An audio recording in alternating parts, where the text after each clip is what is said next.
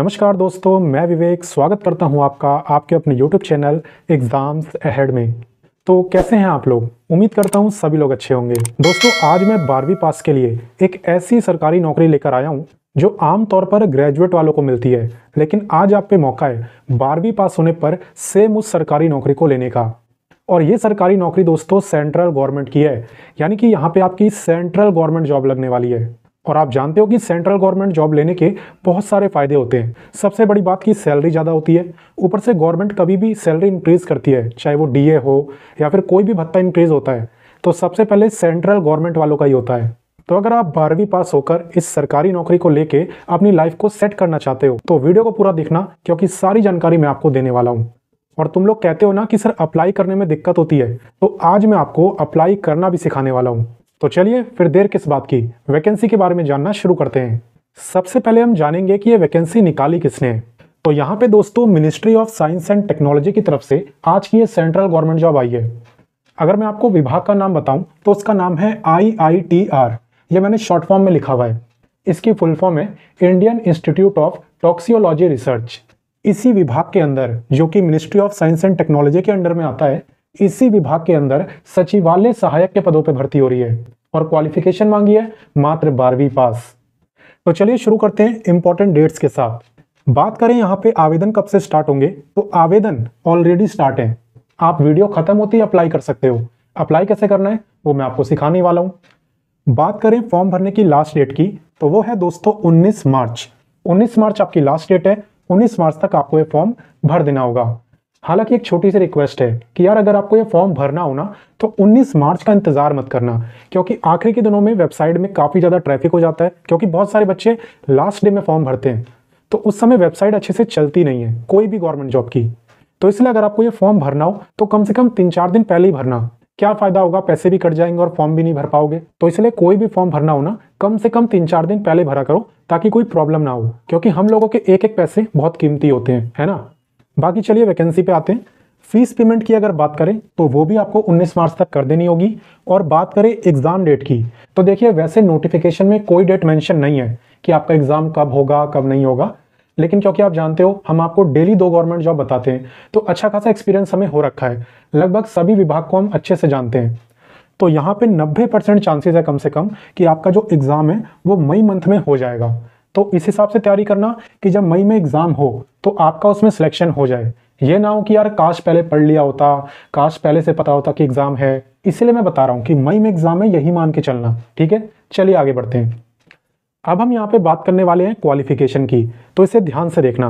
बात करें अगर एलिजिबिलिटी की, तो यहाँ पे कोई भी 12वीं पास जूनियर सेक्रेटरीट असिस्टेंट के लिए अप्लाई कर सकता है। दोस्तों जूनियर सेक्रेटरीट असिस्टेंट को हिंदी में कहते हैं सचिवालय सहायक। और यहाँ पे भी दोस्तों 3 डिपार्टमेंट में यहाँ पे वैकेंसी आ रखी है। एक तो है आपका जनरल डिपार्टमेंट, एक है फाइनेंस एंड अकाउंट्स डिपार्टमेंट और एक है स्टोर एंड परचेज डिपार्टमेंट। तो किसको किस डिपार्टमेंट में अप्लाई करना है ये डिपेंड करेगा कि आपने 12वीं किससे करी है। जैसे मैं आपको समझाता हूँ, मान लो 12वीं आपने करी है कॉमर्स से, तो जो कॉमर्स वाले बच्चे हैं वो फाइनेंस एंड अकाउंट्स में अप्लाई करें, ठीक है। वहीं पे अगर आपने 12वीं साइंस से करी है या आर्ट्स से करी है तो आप जनरल में भी अप्लाई कर सकते हो और स्टोर एंड परचेज में भी, ठीक है। कॉमर्स वाले बस फाइनेंस एंड अकाउंट्स में अप्लाई करना आपके लिए अच्छा रहेगा। बाकी साइंस और आर्ट्स वाले वो जनरल में भी अप्लाई कर सकते हैं और स्टोर एंड परचेज में भी, आपकी मर्जी। और एक और बात बता दूं कि जब आप वैकेंसी में अप्लाई करोगे तो वहां पे आपको general, finance and accounts, store and purchase ये सब लिखा नहीं मिलेगा। वो सीधा बोलेगा कि पोस्ट कोड बताइए, ए है, बी है या सी है। तो देखिए जनरल वालों का कोड है ए, फाइनेंस एंड अकाउंट्स वालों का है बी और स्टोर एंड परचेज वालों का है सी। अप्लाई कैसे करना है वो मैं आगे बताऊंगा, तो चिंता मत करो, बस वीडियो को देखो। चलो मैं आपको बताता हूँ इसकी सैलरी। यहाँ पे सैलरी की अगर बात करें तो बेसिक पे प्लस टीए और एचआरए मिलाने के बाद आपकी सैलरी हो जाती है 35,400। प्लस आपको डियरनेस अलाउंस भी मिलेगा तो 10,300 और प्लस हो जाएंगे।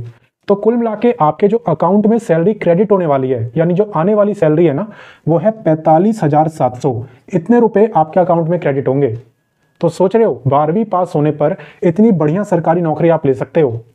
अच्छी लग रही है ना सैलरी। चलिए आगे बढ़ते हैं। अब हम बात करने वाले हैं एज की। तो देखिए आज आपकी कितनी एज है ना, इस बात से कोई फर्क नहीं पड़ता। फर्क पड़ेगा कि एज आपकी 19 मार्च 2025 को कितनी रहती है। क्योंकि इसी दिन से आपकी एज काउंट करी जाएगी। तो अगर 19 मार्च 2025 को आपकी एज 18 से 28 साल के बीच में रहती है तब आप इस वैकेंसी में अप्लाई कर सकते हो। और ये मैं आपको जनरल वालों की एज लिमिट बता रहा हूँ। बाकी अगर आप रिजर्व कैटेगरी से हो तब तो भाई साहब आपको रिलैक्सेशन भी दिया जाता है। एज रिलैक्सेशन क्या होता है चलिए मैं समझाता हूँ आपको आज। तो नॉर्मली जनरल कैंडिडेट की एज लिमिट थी 18 से 28 साल, सही। यहाँ पे अगर आप SC ST कैटेगरी के हो तो आपको 5 ईयर का रिलैक्सेशन मिलता है, यानी कि 28 में 5 और मिला दो, कितने हो गए 33। जो SC ST वाले हैं ना वो 33 साल तक इस फॉर्म को भर सकते हैं। वहीं पे OBC की अगर बात करूं तो इन्हें मिलता है 3 साल का रिलैक्सेशन, यानी कि ये 31 ईयर तक इस फॉर्म में अप्लाई कर सकते हैं। तो इसी को हम एज रिलैक्सेशन कहते हैं, यानी आयु में और छूट दी जाती है। आ गया समझ? चलिए आगे बढ़ते हैं। तो अब हम जानने वाले हैं सिलेक्शन प्रोसेस के बारे में, क्योंकि वो अच्छी सैलरी भी आपको तभी मिलेगी जब आपका सिलेक्शन होगा। तो चलिए जानते हैं सिलेक्शन प्रोसेस। यहाँ पे दोस्तों बात करें सिलेक्शन प्रोसेस की तो सबसे पहले तो आपको ऑनलाइन एग्जाम देना होगा। ऑनलाइन एग्जाम में MCQ टाइप के क्वेश्चन आते हैं। MCQ यानी मल्टीपल चॉइस क्वेश्चन। एक क्वेश्चन होगा और उसके 4 ऑप्शन होंगे और जो भी आपको सही लगेगा उस पर आपको टिक कर देना है। ऑनलाइन एग्जाम को क्वालिफाई करने के बाद आपका कंप्यूटर टेस्ट होता है। कंप्यूटर टेस्ट में बेसिकली वो 2 चीज़ देखते हैं, एक तो आपकी टाइपिंग करवाते हैं और दूसरा आपसे कंप्लीट MS ऑफिस का टेस्ट लेते हैं। जी हाँ, यहाँ पे वर्ड हो गया, एक्सेल हो गया, पावर पॉइंट हो गया, सब कुछ आपसे चलवा के देखा जाता है, क्योंकि आखिर में जो सचिवालय सहायक का काम है ना वो कंप्यूटर पर होता है। जब आपकी गवर्नमेंट जॉब लग जाएगी तब आपको MS ऑफिस पर ही काम करना है, तो वहाँ पे आपको टाइपिंग और MS ऑफिस यही चीज़ें काम आएंगी और इसलिए आपका कंप्यूटर टेस्ट लेते हैं। तो चलिए मैं आपको इसका एग्जाम पैटर्न डिटेल में समझाता हूँ। यहाँ पे दोस्तों इसके एग्जाम में टोटल आपसे 200 क्वेश्चन पूछे जाते हैं और टाइम आपको मिलता है 2.5 घंटे का। 2.5 घंटे यानी 150 मिनट। मैथ बहुत तेज है मेरी। 150 घंटे के अंदर आपको 200 क्वेश्चन करने होते हैं, तो आराम से हो सकते हैं, कोई बड़ी बात नहीं है। चलिए मैं बताता हूँ कैसे। दरअसल दोस्तों यहाँ पे पेपर को ना 2 पार्टों में डिवाइड करा गया होता है। सबसे पहले तो आपको 90 मिनट दिए जाते हैं और 90 मिनट के अंदर आपको इसका पेपर 1 करना होता है। पेपर 1 में आपसे मेंटल एबिलिटी टेस्ट के क्वेश्चन पूछे जाते हैं। इसके अंदर दोस्तों आपसे general intelligence, quantitative aptitude, reasoning, problem solving, situational judgement, इन सब से रिलेटेड मिक्स क्वेश्चन आते हैं। और अच्छी बात ये होती है ना कि पेपर 1 में कोई नेगेटिव मार्किंग नहीं होती, तो आपको क्वेश्चन आता हो या ना आता हो, क्वेश्चन आपको सारे करके आने हैं पेपर 1 में। तो 90 मिनट के बाद आपके सामने पार्ट 2 खुल जाएगा। पार्ट 2 में 100 क्वेश्चन पूछे जाते हैं। 50 क्वेश्चन होते हैं जनरल अवेयरनेस के और 50 होते हैं इंग्लिश लैंग्वेज के। और यहाँ पे आपकी नेगेटिव मार्किंग भी होती है, 1 मार्क की आपकी नेगेटिव मार्किंग होती है। और आपका जो एक क्वेश्चन है वो होता है 3 मार्क्स का। तो पेपर 1 में तो सारे अटेम्प्ट कर देना, चाहे आता हो या ना आता हो, लेकिन पेपर 2 में जो आपको आता होगा ना उसे ही छूना, क्योंकि भाई इसमें नेगेटिव मार्किंग है। तो इसके एग्जाम की जानकारी तो आपको मिल गई। अब बात करें कंप्यूटर टेस्ट की, तो यहाँ पे अगर आपको पहले से MS ऑफिस आता है तब तो कोई दिक्कत नहीं है, काफी अच्छी बात है। और जिन्हें नहीं आता उन्हें भी कोई घबराने की जरूरत नहीं है, मैं हूं ना, इसका सॉल्यूशन मेरे पास है। अगर आपको नहीं आता तो चिंता की कोई बात नहीं है। हमने MS ऑफिस का एक कंप्लीट कोर्स बना रखा है जिसमें आपको MS Word, Excel, PowerPoint, Outlook, MS Access सब कुछ सिखाया गया है, वो भी बेसिक से एडवांस लेवल तक। सारी चीजें आपको शुद्ध हिंदी में समझाई गई हैं, एकदम डिटेल में, स्टेप बाय स्टेप, ताकि एक छोटा बच्चा भी समझ जाए। ऊपर से ये कोर्स आपके पास लाइफ टाइम रहने वाला है, तो आप जब चाहो, जितनी बार चाहो, इसकी वीडियोस को देख सकते हो। इसे लेने के लिए आपको बस इस व्हाट्सएप नंबर या इंस्टाग्राम ID पर हमें मैसेज कर देना है MS ऑफिस कोर्स। देन हमारी टीम आपको जल्द से जल्द रिप्लाई करेगी और ये कोर्स दे देगी सिर्फ 199 रुपए में। तो जो चीज आपको बाहर 7 से 8 हजार रुपए में सिखाई जाती है वो हम आपको सिर्फ 199 रुपए में दे रहे हैं, क्योंकि हमारा काम आपसे पैसे कमाना नहीं, आपको सिखाना है।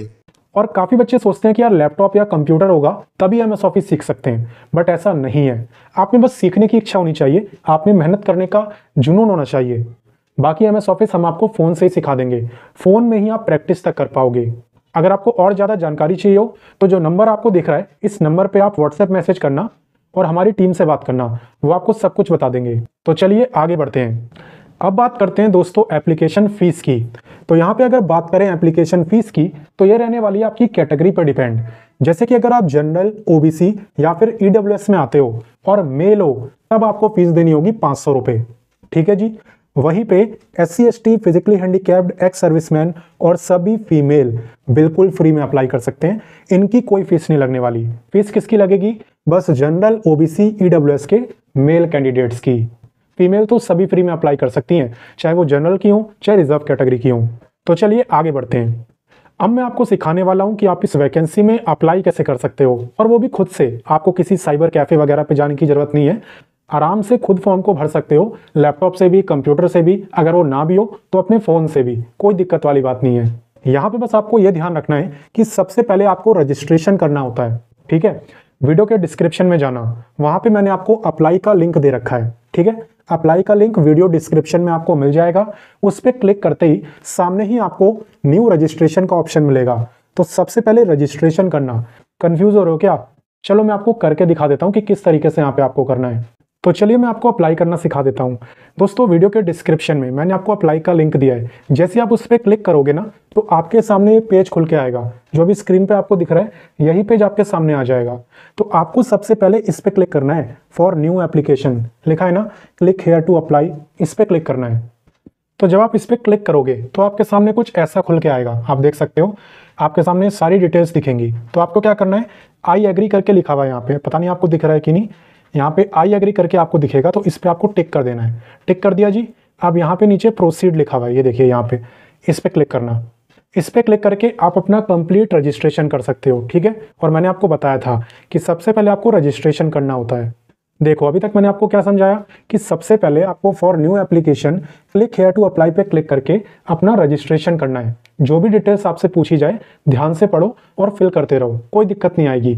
कोई दिक्कत आए तो कमेंट करके पूछ लेना, मैं आपको बता दूंगा। रजिस्ट्रेशन करने के बाद आपको यहाँ पे अपनी ईमेल आईडी डालनी है और मोबाइल नंबर डालना है, और देन आपको लॉगिन पे क्लिक करना है। जैसा कि मैंने आपको बताया था ना कि सबसे पहले रजिस्ट्रेशन करते हैं फिर लॉगिन करते हैं। तो अब आपको लॉगिन करना है। ईमेल आईडी कौन सी डालनी है? जो आपने रजिस्टर करते टाइम डाली थी वही। रजिस्टर करते टाइम आपसे ईमेल आईडी पूछेगा, तो वही ईमेल आईडी आपको लॉगिन में भी डालनी है, ठीक है जी। तो लॉगिन करने के बाद आप कंप्लीट फॉर्म को भर सकते हो और फीस की पेमेंट भी कर सकते हो, कोई दिक्कत आपको नहीं आएगी। आ गया समझ? चलिए आगे बढ़ते हैं। तो अब आ गया समझ, अब तो कोई डाउट नहीं है। चलिए, बहुत अच्छी बात है। फाइनली बात करें इस भर्ती के जॉब लोकेशन की, तो बहुत ही अच्छी जगह आपकी जॉब लोकेशन है। यहाँ पे आपकी जॉब लोकेशन रहने वाली है लखनऊ में। लखनऊ दोस्तों उत्तर प्रदेश के अंदर आने वाला एक बहुत ही खूबसूरत शहर है। वहाँ की भाषा भी बहुत प्यारी है। तो लखनऊ के अंदर ही आपकी पोस्टिंग होने वाली है। बाकी अप्लाई आप किसी भी स्टेट से कर सकते हो, उसकी कोई दिक्कत नहीं है। तो दोस्तों मैंने आपको इस सरकारी नौकरी की सारी जानकारी दे दी है। अब आपका काम है इस वीडियो को ज़्यादा से ज़्यादा शेयर करना, अपने दोस्तों के साथ, भाई बहनों के साथ, बॉयफ्रेंड, गर्लफ्रेंड, सबके साथ इस वीडियो को शेयर कर दो। और हाँ, आपको पता है ना, आपके एक लाइक से मैं 10 गुना मोटिवेट होता हूँ, तो वीडियो को लाइक करके जाना।